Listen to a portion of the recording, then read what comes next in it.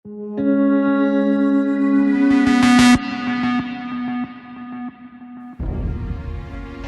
as a state, we owe an apology to all the people, to everyone in India, not to all the Hindus, because Lord Balaji is revered across, not only across the states, but across the globe. It's very unfortunate that such an incident has happened. And under the leadership of Mr. Naidu ji and India government, we will ensure the best quality, zero adulteration will be maintained, and we will ensure that the sentiments of Hindus is protected. I will tell you one thing. I've been born and brought up in Tirupati. We are ardent devotees of Lord Balaji.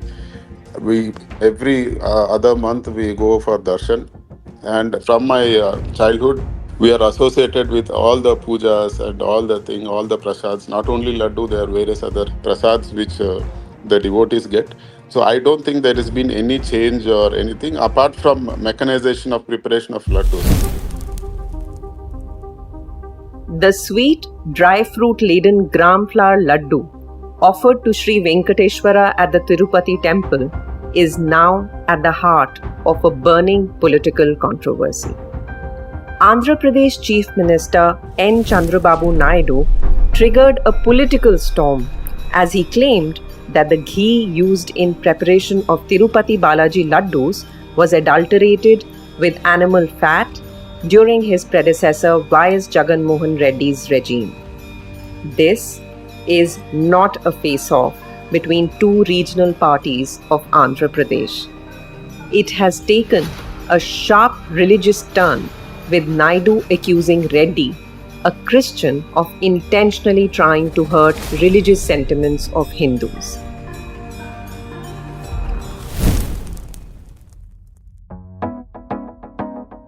It is Thursday, the 26th of September. From the Economic Times, I'm your host Nidhi Sharma, and you're listening to the Morning Brief.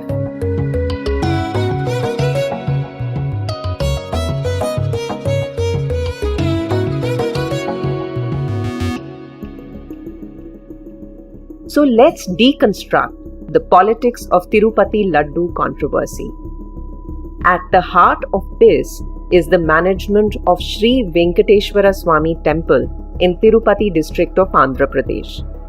Dedicated to Lord Venkateshwara and avatar of Vishnu, the temple is managed by Tirumala Tirupati Devasthanam or TTD, which is under Andhra Pradesh government.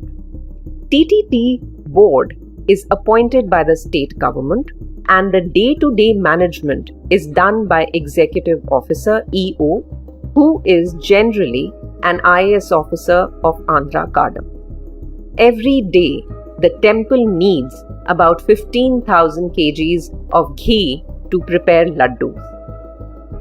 It all started on September 18 at a legislature party meeting in Amravati, when Naidu said the quality of laddus had gone down as former Chief Minister and YSRCP Chief Jagan Mohan Reddy had allowed adulteration of the ghee.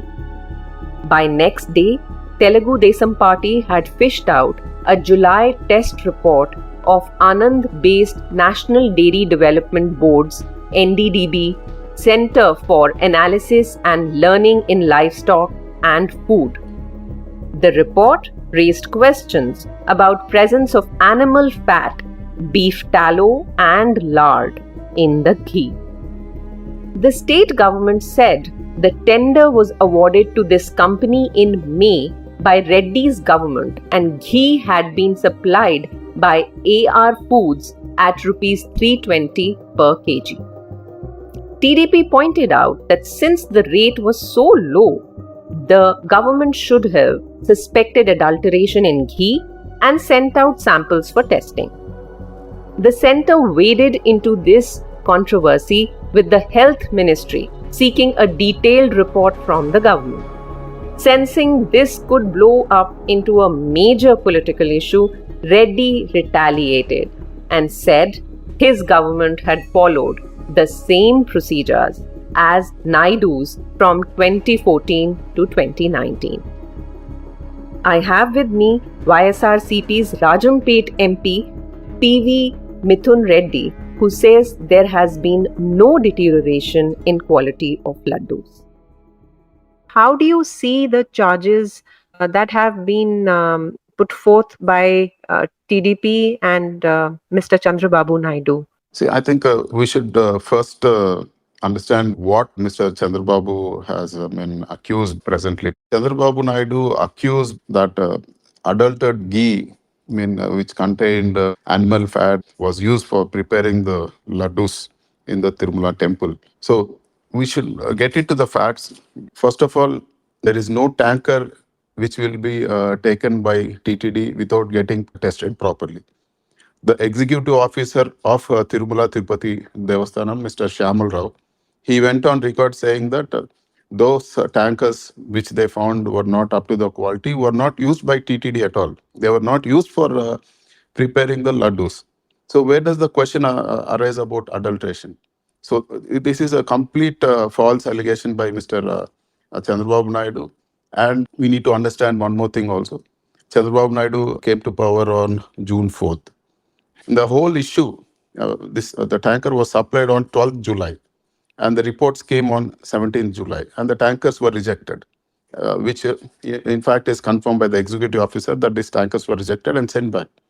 So Mr. Chandrababu was the chief minister on 12th July and even on 17th July, and he spoke about this adulteration, whatever, on 17th September. 2 months after this actual test. What is his motive? But basically, he wanted to divert the issues happening in the state. There have been a mismanagement of floods, and his 100-day promises were not kept. And that too, he spoke about this on when he was talking about this government's 100-day performance. So when the Tirumala Tirupati Temple Board has claimed that they have not taken this, they have not used this. Being in a responsible position like the chief minister, he should not have uttered these words. That's I feel very strongly, and I think crores and crores of devotees have felt really bad about these claims. And I think this fact should be communicated to all the devotees. Mr. Chandrababu Naidu also, has said that the tender conditions during YSRCP's time were, changed to favor a few vendors. So he's questioned this move and said that there was mismanagement. How do you see this charge? See, basically, the same set of people who've been supplying ghee to the temple, they've been doing for almost a couple of decades.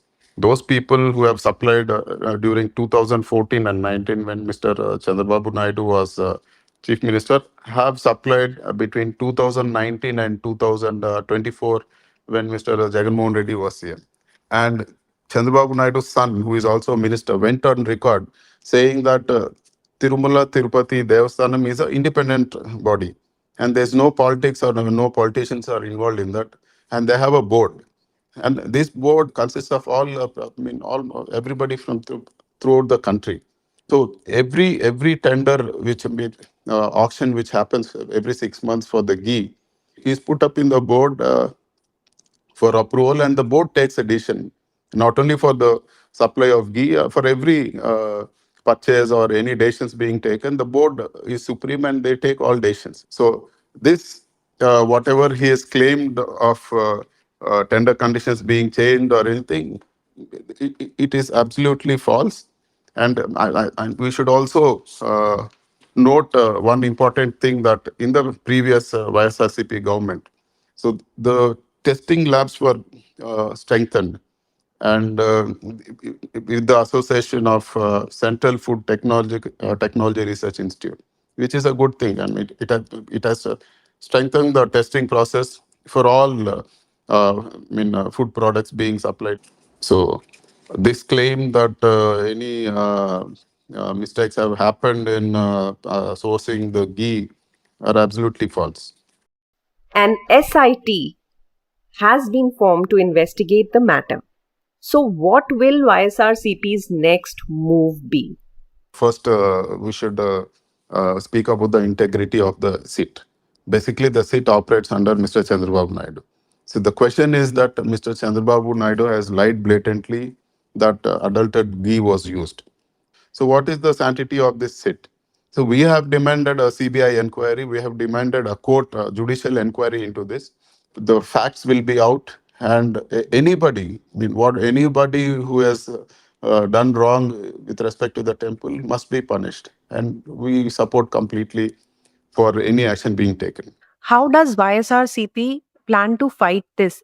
Does it want to fight it legally or politically or both? When the executive officer himself is saying no adulterated ghee was used, and the present chief minister is saying that it has been used, which is false. It is not at all acceptable. So we want to expose this. We want all the devotees who have felt bad and who have felt heartburned because of these false allegations to know that this is not true, and the quality of the laddus, whatever given by TTD, have been good as they've been before. So they should not, uh, get into any sort of conclusions that there were any wrongdoing in the procurement of ghee or preparation of the laddus. So we will fight it out legally also. Our YV Subba Reddy, who's been the chairman earlier, has he's filed in the court also. And YSRCP has filed in the High Court also, demanding for a judicial inquiry or a CBI inquiry. Mr. Reddy, you just mentioned that the quality of laddus has remained the same. But we have seen so many reports, not just this election, even before that, there have been consistent reports that the quality, the taste, it has actually gone down. You don't think there is any change in the quality or the taste of the laddu? See, I will tell you one thing. I've been born and brought up in Tirupati. We are ardent devotees of Lord Balaji. We almost, every other month we go for darshan. And from my childhood, we are associated with all the pujas and all the thing, all the prasads. Not only laddu, there are various other prasads which the devotees get. So I don't think there has been any change or anything apart from mechanization of preparation of laddus, because there's been huge demand for laddus. So TTD has been coming up with some procedures where they have mechanized thing for producing more laddus. Apart from that, I don't think any taste or the quality or the size or any thing for the laddu has changed. It has very much remained the same, be it in Chandrababu Naidu's government or be it in our Jagannath Reddy's government or even the Congress government earlier. It has been the same. It has been the same for decades. And all this news being circulated is not true. It should not be believed also. So TTD is one of the best independently run temple organizations, and they do a really good job. It is immaterial of which party is in power. TTD has always been a very good organization. Naidu government is now saying that TTD will procure new machinery so that adulteration tests can be done. But every day, new details are coming out. This controversy has not only brought into focus the larger issue of food adulteration, but also the tendering system being followed by the centre and the state governments. When Reddy took over as Chief Minister in 2019, he changed the process for procurement to reverse tendering, in sync with centre's policy. This means the successful bidders are given a chance to bid again, and even the highest bidder can participate after consent of the lowest two bidders, termed as L1 and L2. Under Jagan Mohan Reddy, TTD shifted to e-tendering system and several vendors were allowed to supply ghee. In fact, Karnataka Cooperative Milk Producers Federation, which supplies Nandini ghee, got the contract in January 2021 during this time. But TDP says even a good tool in so-called irresponsible hands can prove to be dangerous. I am joined by TDP's Vizag MP, Mathukumili Shri Bharat. So, Bharat, YSRCP has questioned the timing of this controversy and said this is a ploy of TDP government to divert attention from so-called flood mismanagement and failure of Naidu administration to deliver its Super 6 poll promises. What do you have to say about this? We have 5 more years. We've just recently got a very strong mandate. I think if there is some elections close by where we need to really sway people's sentiments, I think the allegation that the timing is suspect would have stuck. I think instead of going into the allegations of when it was released, why it was released, I think the things that should be discussed is why were these contracts given at the rates that they were given, or what process was followed, and why the vendor who was finalized has given allegedly butter which is not, which the test has proved. See, this is a matter of the temple trust board, and the trust board officers are the ones who have stopped the tankers and have gotten it tested. They have done their own analysis, and I think after that it has come to the government's notice. Government had to ensure that beyond reasonable doubt we are believing that something like this has happened, and in that forum it has come. So I you see, as soon as I know it, if I say it also, the contrary allegation will come that without any verification you are making claims. So I don't know what to say. I think what should be questioned is it the truth or not? Bharat, there is a lot of rumors that are actually floating around. So first they said that the ghee was used to make temple laddus. The Hmm. Tirupati laddus it was used, whereas even the government initially said that when we tested ghee, it was in July. We sent out the samples and it was stopped. So clearly, no laddus were made. Do you think TDP government should, at least to restore faith of people, take certain steps? See, today as an average citizen, I have gone on the internet and I have tried to look for how much does ghee cost, and I've looked at different vendors, and the typical off-the-shelf rate seems to be somewhere starting at around 600 rupees, and some brands are even at 1,000 rupees or so. But if you look at the prices at which vendors have agreed to supply ghee over the last couple of years, 2 3 years, to TTD, it is somewhere between 320 to 410 rupees. So there itself, it is a strong reason for one to suspect that this is not ghee, right? Anybody who has a reasonable head on their shoulders will have to question this. So the big concern is, why wasn't this questioned?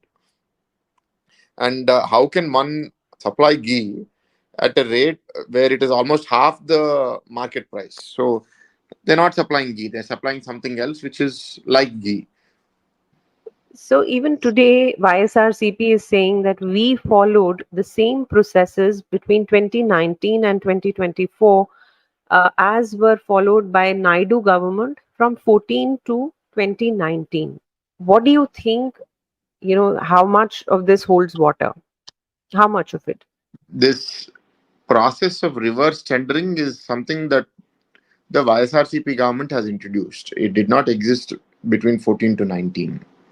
And the problem with reverse tendering is that after the first bid is placed, everybody is aware, including the government and everybody else, what the price is. And from there, you have to keep offering more competitive offers to get the contract. So, hence, there is huge opportunity for manipulation on who the vendor can be.